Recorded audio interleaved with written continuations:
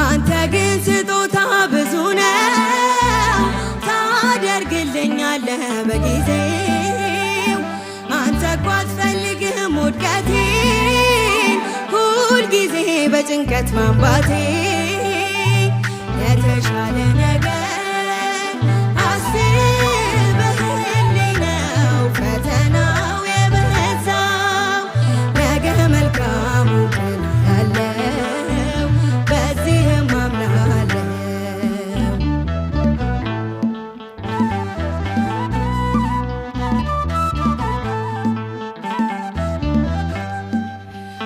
አንዱን ችግር ሳልሻገረው ይደረባል ገዝፎ ሌላኛው